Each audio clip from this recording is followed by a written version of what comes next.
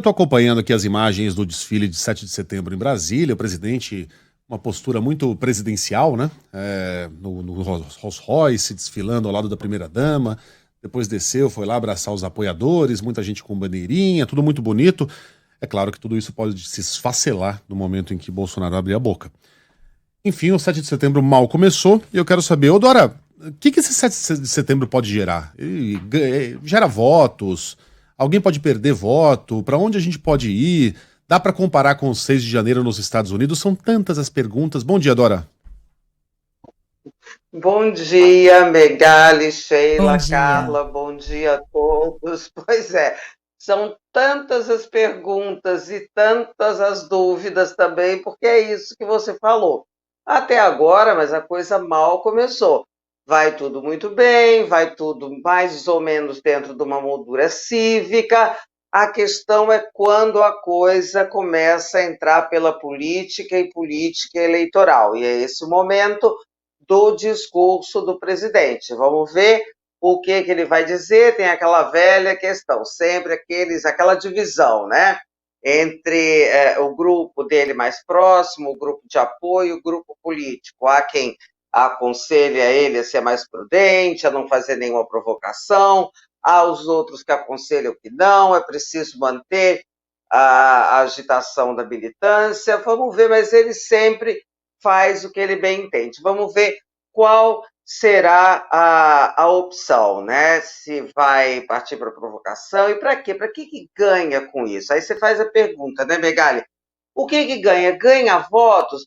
Não sei, porque não fala para aquela parcela de indecisos ou de pessoas que estão ainda votando, mas de maneira ainda não muito firme nos outros candidatos. Como é que ele atrairia com esse tipo de manifestação? Me parece mais uma manifestação montada para dar uma demonstração de força para o uso no horário eleitoral, por exemplo, que estaria até de acordo se não tivesse esse uso da presidência completamente fora dos limites da legislação eleitoral. Agora, quando a coisa passa para outro setor, que é aquele setor da provocação, o setor do ataque, aí você começa a ver que talvez tenha uma preparação da tropa para reação em caso de derrota do presidente. E é isso que é o risco. Mas você me fez, Megali, uma outra pergunta, que é a questão da comparação com 6 de janeiro. Aqui e ali, análises eu tenho visto hoje, algumas pessoas fazendo essa comparação, que é uma comparação inapropriada, porque não tem nada a ver uma coisa com a outra. O que tem a ver, a preocupação, o que tem de similaridade com o 6 de janeiro é uma outra data, é o 19 de dezembro. O que acontece no 19 de dezembro? É a diplomação dos candidatos, isso quer dizer a confirmação dos eleitorais. O 6 de janeiro nos Estados Unidos, o que foi?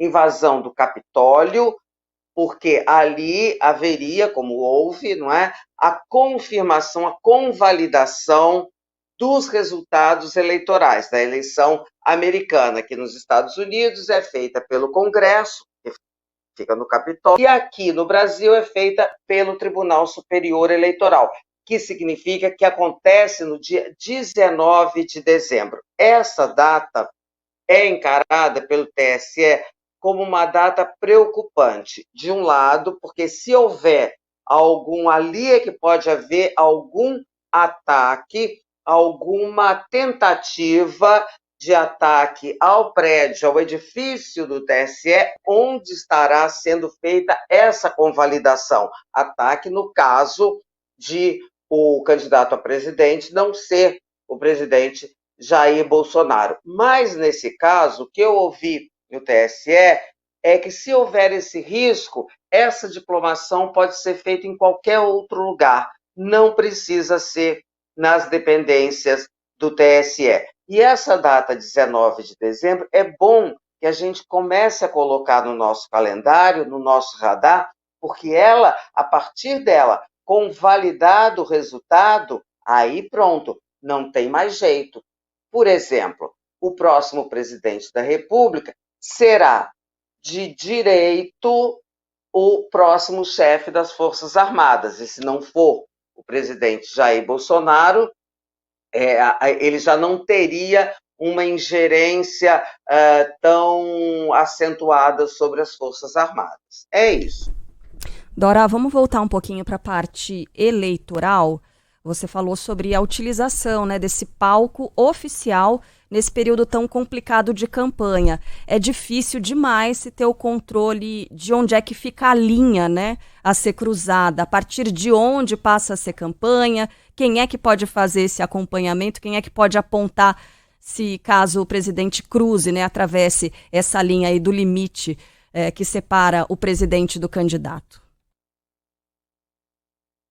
Carla, essa linha já foi ultrapassada, tá? Não tem mais essa coisa. Inclusive, não tem a menor dificuldade de se detectar isso. A dificuldade, eu vejo, quer dizer, qual é a ação contra isso? Que essa linha foi ultrapassada, é óbvio, ou não tem caráter eleitoral, ou há condição de igualdade entre os candidatos, entre a oposição e a situação. Claro que não.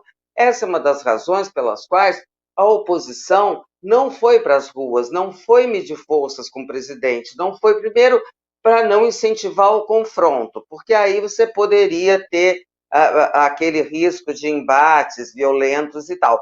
Outra, ainda que fosse, a oposição não tem acesso aos instrumentos que o presidente da República tem para organizar atos dessa magnitude. Não pode mobilizar exército, marinha, aeronáutica, nada disso.